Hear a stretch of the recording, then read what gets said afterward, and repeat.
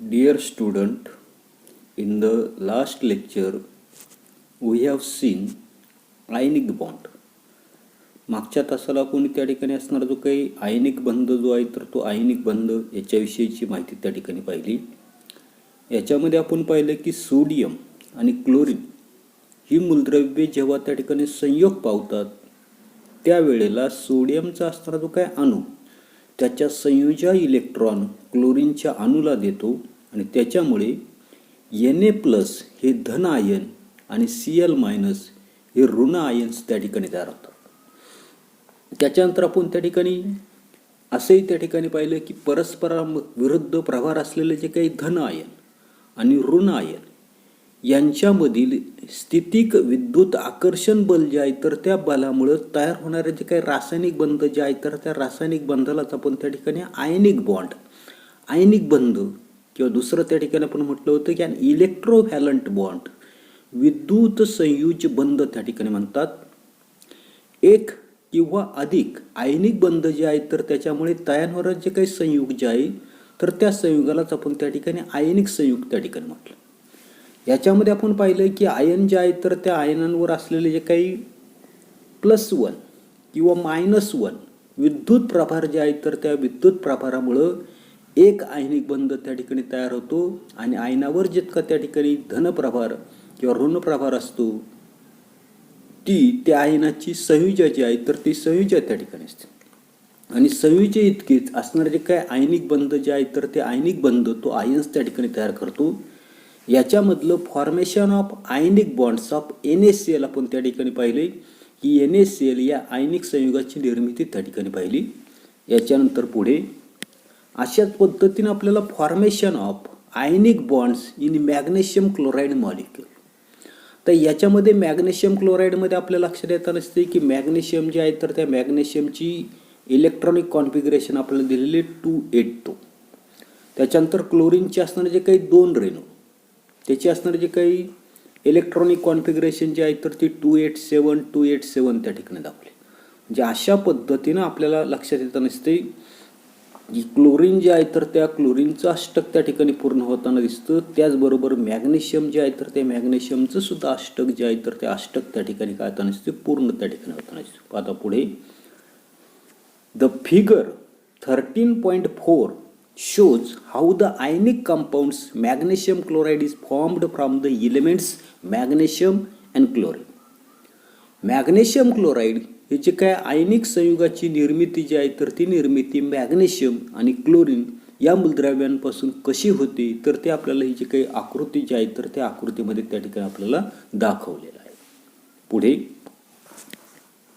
show the formation of the following ionic compounds from the corresponding elements using the two methods, namely numerical and diagrammatic representation of electronic configuration.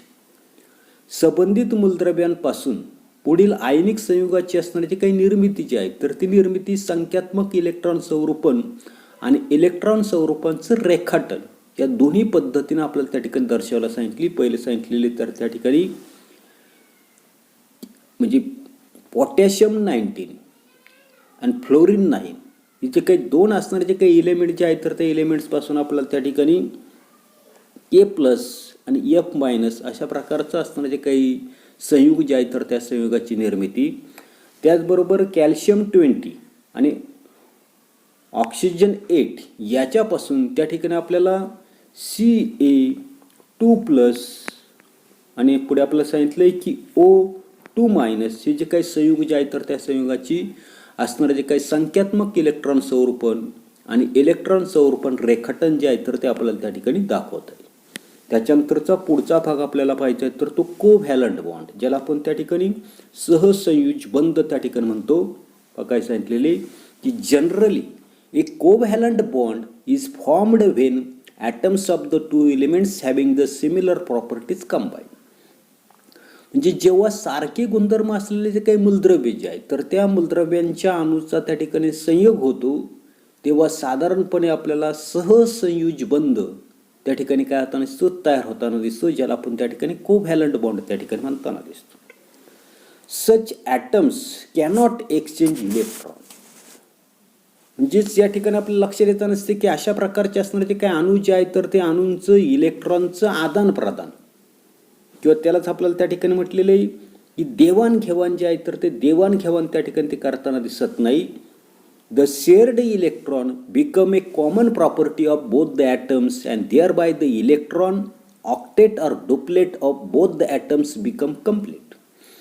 ज्या ठिकाणी असणार तो काही सहसंयुज बंध जे आहे तर त्या सहसंयुज बंधामध्ये आपण त्या ठिकाणी पाहिलेलं आहे की अशा अणूंमध्ये इलेक्ट्रॉनचं आदान प्रदान किंवा देवाणघेवाण त्या ठिकाणी होत नाही, तर त्याच्याऐवजी असे असणारे जे काही अणू जे आहेत तर त्या अणूंमधलं इलेक्ट्रॉनचं असणारं जे काही शेअरिंग भागीदारी जी आहे तर ती भागीदारी त्या ठिकाणी होताना दिसते. आणि भागीदारी केलेले जे काही इलेक्ट्रॉन जे आहेत तर ते इलेक्ट्रॉन दोन्ही अणू जे आहेत तर त्या दोन्ही अणूंची त्या ठिकाणी सामायिक अशा प्रकारची प्रॉपर्टी म्हणजे मालमत्ता जी आहे तर ती मालमत्ता त्या ठिकाणी होताना दिसतं. आणि याच्यामुळे ते दोन्ही अणूंचं असणारं जे काही इलेक्ट्रॉनचं असणारं जे काही अष्टक किंवा दुसरं आपल्याला सांगितलं इलेक्ट्रॉनचं असणारं जे काही द्विक जे आहेत तर ते द्विक त्या ठिकाणी पूर्ण होताना दिसतं. Let us consider an example of hydrogen molecule H2. आणि म्हणून या ठिकाणी आपल्याला प्रथम हायड्रोजन रेणू जे आहेत तर त्या हायड्रोजन रेणूचं अजून असणारं जे काही उदाहरण जे आहे तर ते उदाहरण आपण त्या ठिकाणी पाहू. आता we have seen in the chapter inside the atom that hydrogen atom contain 1 electron. मागचं असणारं जे काही फर्स्ट टर्मचं असणारं जे काही प्रकरण जे आहे तर त्या प्रकरणामध्ये आपण अणूचा अंतरंग हा जो काही पाठ जो आहे तर त्या पाठामध्ये आपण पाहिलंय की हायड्रोजनचा अणू जो आहे तर त्या हायड्रोजनच्या अणूमध्ये एकच इलेक्ट्रॉन जे आहे तर ते एकच इलेक्ट्रॉन त्या ठिकाणी असतो आणि it's duplet is short of 1 electron and therefore the valency of the hydrogen is 1. त्याच्यामध्ये आपण पाहिलंय की हायड्रोजनचा असताना जो काही अणू जो आहे तर त्या हायड्रोजनच्या अणूमध्ये आपल्या लक्षात येत नसते की एकच त्या ठिकाणी इलेक्ट्रॉन असतो आणि एकच इलेक्ट्रॉन असल्यामुळे त्याचं इलेक्ट्रॉनचं असणारं जे काही डुप्लेट जे आहे द्विक जे आहे तर ते द्विक पूर्ण होण्यासाठी त्याला अजून एक इलेक्ट्रॉन जे आहे तर ते अजून एक त्या ठिकाणी इलेक्ट्रॉन जे आहे तर त्या इलेक्ट्रॉनची त्या ठिकाणी कमतरता असते आणि म्हणून त्या ठिकाणी त्याची असणारे जे काही संयुजे जे आहे तर ती संयुजा त्या ठिकाणी एक त्या ठिकाणी असते. पुढे आता नाऊ पाहतो मागचंच आपल्याला त्या ठिकाणी पाहायचंय. वी हॅव सीन पाहतो पुढे the 2 atoms of the hydrogen are identical. आपल्याला माहिती की हायड्रोजनच्या 2 अणूमध्ये पूर्ण वाक्य आपल्याला त्या ठिकाणी पाहावं लागेल. The 2 atoms of hydrogen are identical and have similar tendency and therefore they share electrons with each other. हायड्रोजनचे असणारे जे काही 2 अणू जे आहेत तर त्या हायड्रोजनच्या 2 अणूमध्ये बंध तयार होताना दोन्ही अणू जे आहेत तर ते दोन्ही अणू कसे असतात एक समान त्या ठिकाणी असतात. उदाहरणार्थ ही जी आकृती जी आहे तर त्या आकृतीमध्ये आपल्याला लक्षात येत नसते. या ठिकाणी आपल्याला लक्षात येत नसते की हायड्रोजनचे 2 अणू त्या ठिकाणी आहेत आणि या 2 अणूंमध्ये ज्या वेळेला त्या ठिकाणी बॉन्ड्स तयार होतो तर तो बॉन्ड्स तयार होत असताना दोन्ही अणू त्या ठिकाणी एक समान आहेत कारण दोघांमध्ये त्या ठिकाणी एक एक असणारा जो काही इलेक्ट्रॉन जे आहे तर तो इलेक्ट्रॉन आपल्याला त्या ठिकाणी आकृतीमध्ये दिसतो म्हणजे एकाच प्रवृत्तीचे आहेत. आणि याच्यामुळे काय होतं नसतात एकमेकांबरोबर आपल्या इलेक्ट्रॉन जे आहेत तर त्या इलेक्ट्रॉनचं असणारे जे काही शेअरिंग जे आहेत भागीदारी जी आहे तर ती भागीदारी त्या ठिकाणी करताना दिसतात. पुढे as a result the electron of both the hydrogen atom is completed and a chemical bond is formed between them. आणि याच्यामुळं काय होताना दिसतंय की ते दोन्हीच्या दोन्ही असणारे जे काही इलेक्ट्रॉन जे आहेत तर ते इलेक्ट्रॉन काय करताना असतात एकमेकांमध्ये त्या ठिकाणी भागीदारी करताना असतात आणि याच्यामुळं हायड्रोजनच्या दोन्ही अणूचं असणारं जे काही इलेक्ट्रॉनचं असणारं जे काही द्विक जे आहे तर ते द्विक त्या ठिकाणी पूर्ण होतं. म्हणजे प्रत्येकामध्ये असणारा जो काही एक एक इलेक्ट्रॉन त्या ठिकाणी आहेत आणि हे दोन्ही काय करताना असतात दोघां मिळून त्या ठिकाणी काय करतात भागीदारी त्या ठिकाणी करताना असतात. आणि अशा पद्धतीनं इलेक्ट्रॉनचं असणारं जे काही द्विक डुप्लेट जे आहे तर ते डुप्लेट त्या ठिकाणी पूर्ण होताना दिसतं आणि त्यांच्यामध्ये रासायनिक बंध जो आहे तर तो रासायनिक बंध त्या ठिकाणी काय होताना दिसतो तयार होताना दिसतो. The chemical bond formed by sharing of valence electron of 2 atoms with each other is called covalent bond.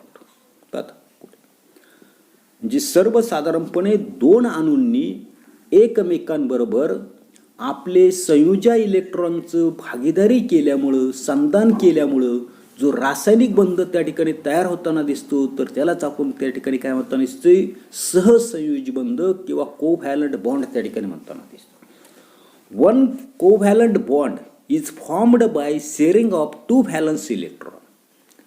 दोन संयोजा इलेक्ट्रॉन जे आहेत तर त्या दोन संयोजा इलेक्ट्रॉनच्या भागीदारीनं किंवा संधानानं एक सहसंयोजी बंध जो आहे तर तो बंध त्या ठिकाणी तयार होताना दिसतो. The figure 13.5 shows formation of the H2 molecules from the two hydrogen atom using diagrammatic representation of electronic configuration. त्या ठिकाणी ही जी काय आकृती जी आहे तर त्या आकृतीमध्ये आपल्याला सर्वसाधारणपणे ही जी आकृती जी आहे तर त्या आकृतीमध्ये काय लक्षात येतं नसतंय की हायड्रोजनचे असणारे जे काही दोन अणू जे आहेत तर त्या हायड्रोजनच्या दोन अणूपासून हायड्रोजनचा असणारा जो काही रेणू जे आहे तर त्या रेणूंच्या निर्मितीचं इलेक्ट्रॉन संरूपणाचं रेखाटन जे आहे तर त्या रेखाटनाचा उपयोग करून त्या ठिकाणी या आकृतीमध्ये त्या ठिकाणी आपल्याला दाखवलेलं आहे. एक covalent bond between the two atom is also represented by the dash joining their symbols.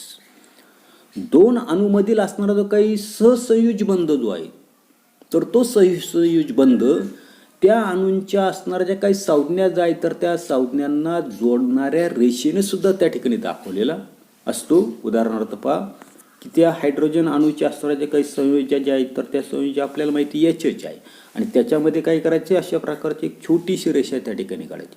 म्हणजे दोन अणूंमधील सहसंयोज बंध जो आहे तर त्या अणूंना जोडणाऱ्या संज्ञांना जोडणाऱ्या ज्या काही रेषा ज्या आहेत तर त्या रेषांनी आपण अशा पद्धतीचा त्या ठिकाणी तो दाखवू शकतो.